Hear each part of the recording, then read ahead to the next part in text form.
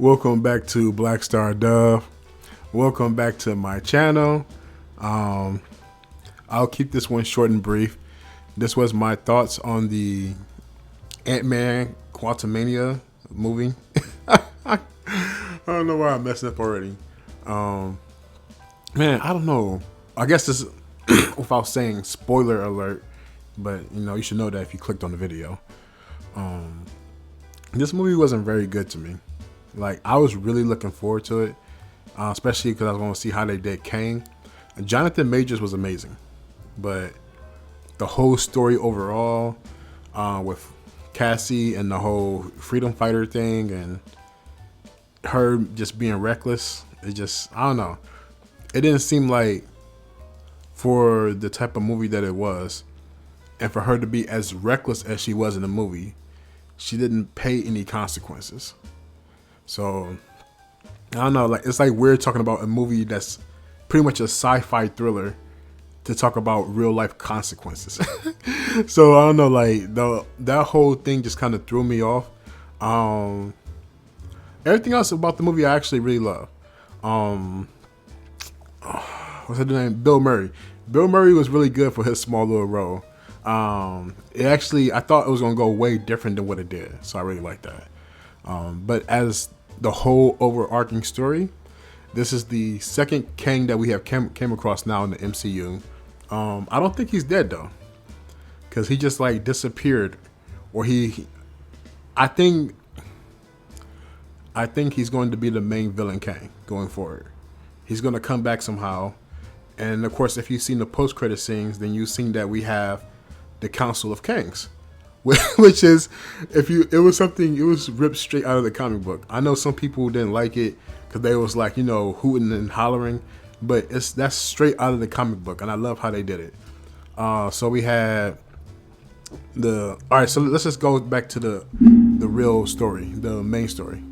So Kang was pretty much banished to the quantum realm, and he's been trying to get out. Janet helped him rebuild his, I believe, the core battery for his ship, and because it's connected to his thoughts, she was able to see everything he did in the past, found out that he was Kang the Conqueror, and then that's how she had this fear of him. And I don't know, like, I don't believe in editing my videos, but I would just say this. It ties in with the whole Cassie thing, how she started this whole revolution in like this short time span, where it's like none of this should be making sense. But overall, I believe this is like, to start Phase 5. I love Jonathan Majors. I was never really a huge fan of the Ant-Man films, but this one kind of sucked.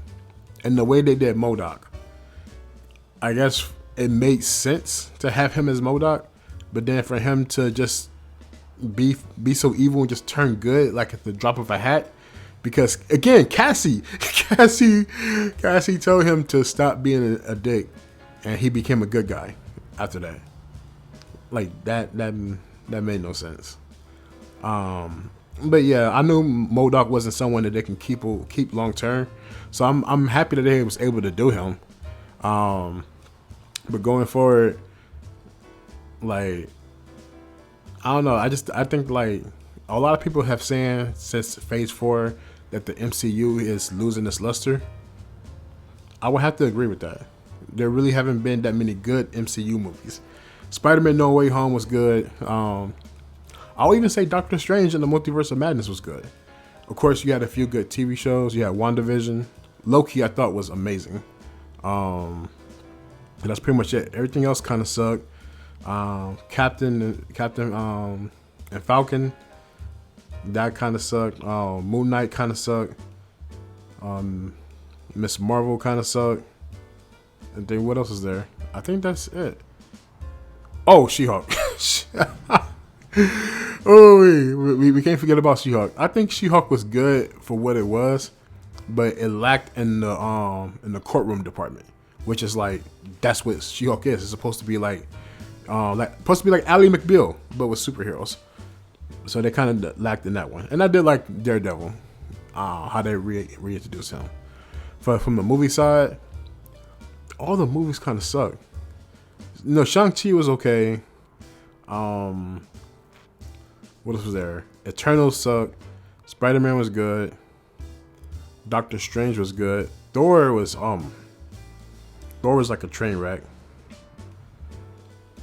I have to give a pass to Black Panther because Black Panther was just such in a such unique spot that, you know, Black Panther gets a pass.